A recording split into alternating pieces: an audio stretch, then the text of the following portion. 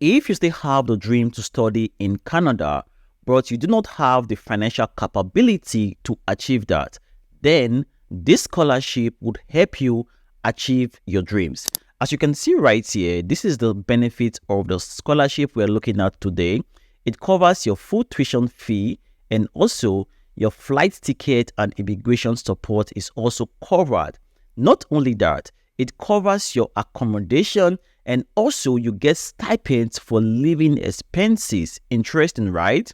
Also, your health insurance is covered, and then you also get career services and support. What can be better than this? You also get access to a global Mastercard Foundation alumni network.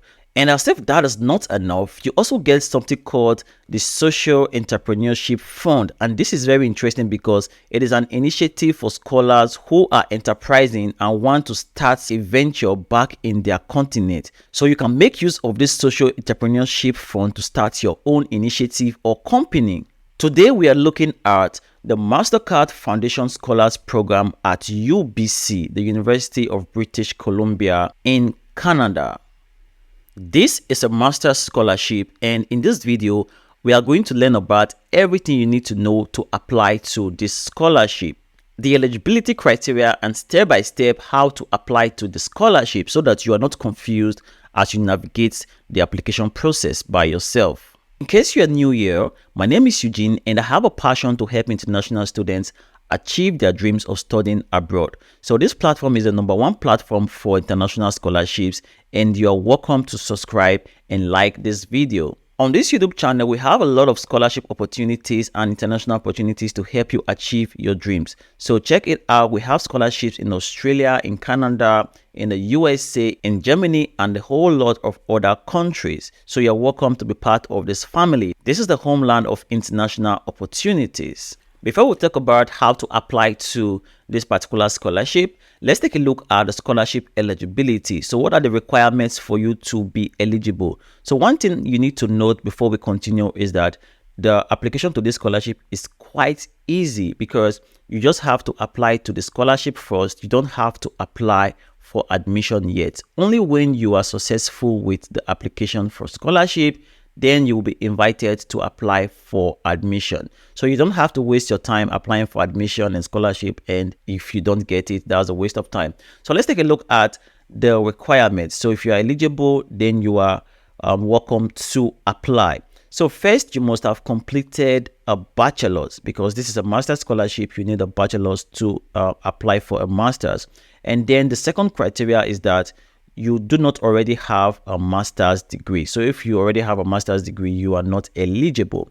And then you have to be 35 years or younger at the time of application. The next criteria is that you have to be a citizen or a refugee of a sub-Saharan African country. There's a link right here to check out the countries that are eligible. So let's check it out quickly. So I'm going to click on this link.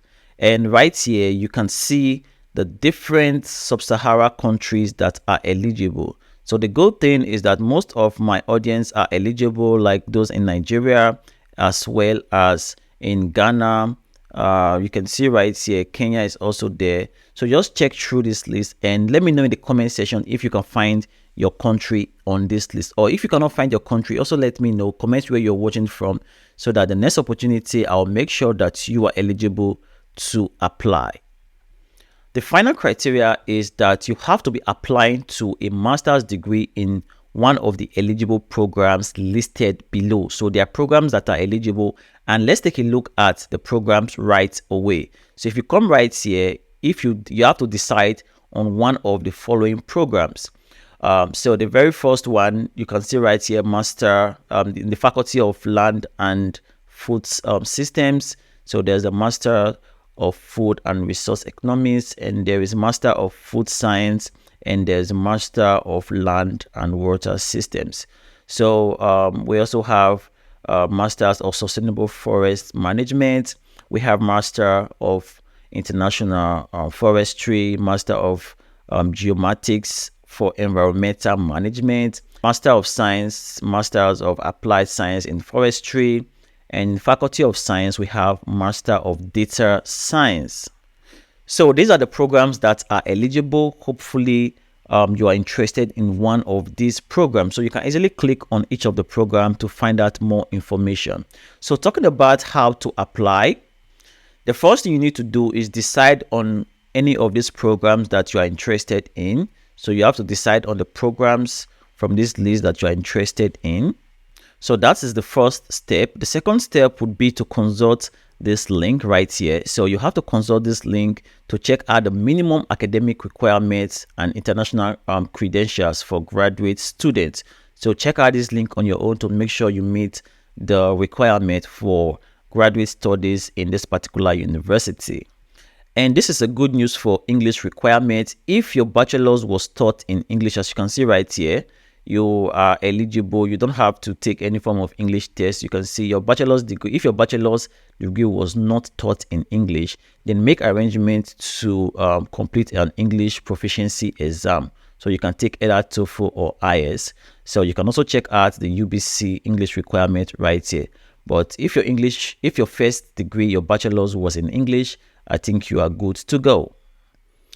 As you can see right here, you must complete the Mastercard Foundation Scholar Program application before you apply to UBC.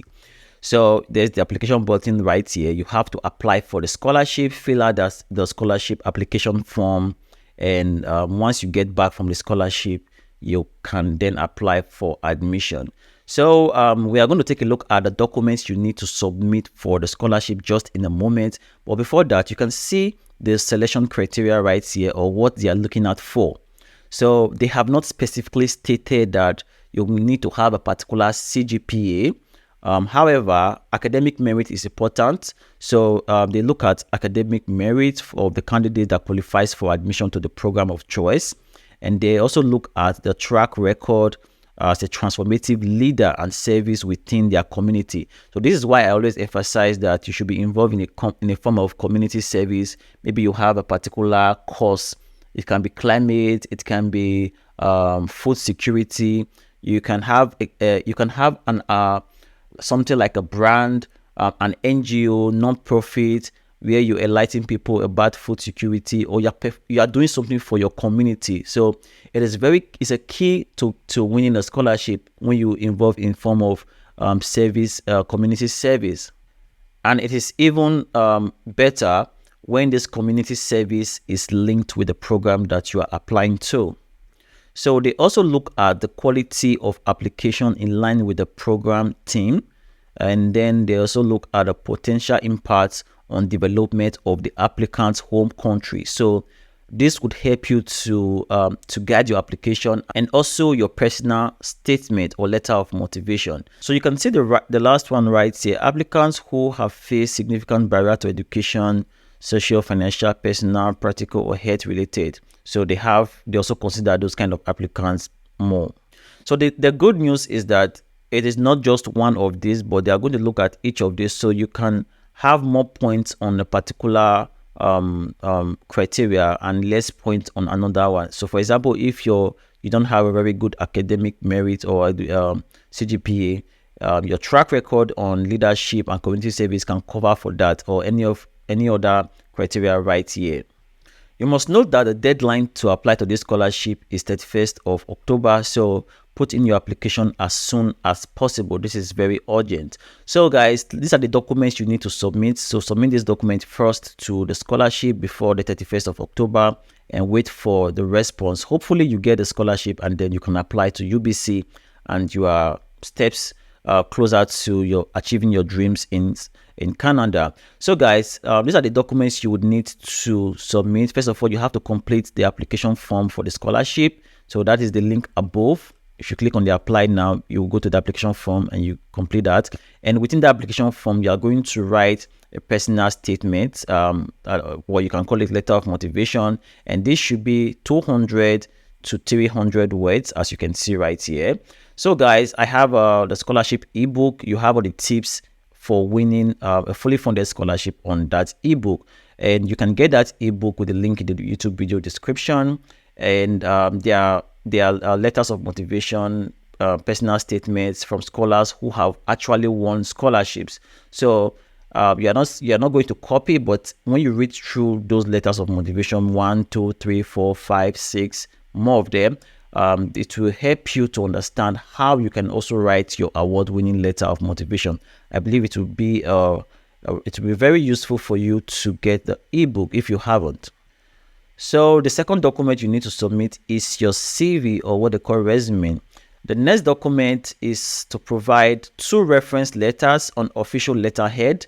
So these reference letters could be from your past lecturers or your supervisors. I always encourage you to use someone with a very high profile, maybe a professor, but if you don't have a professor, you can use a doctor. Then this letter should be attached to your application. You don't have to send them by email, so you have to get the hard copies or scanned copies and upload them by yourself while applying for the scholarship. And then you have to upload your transcript as well.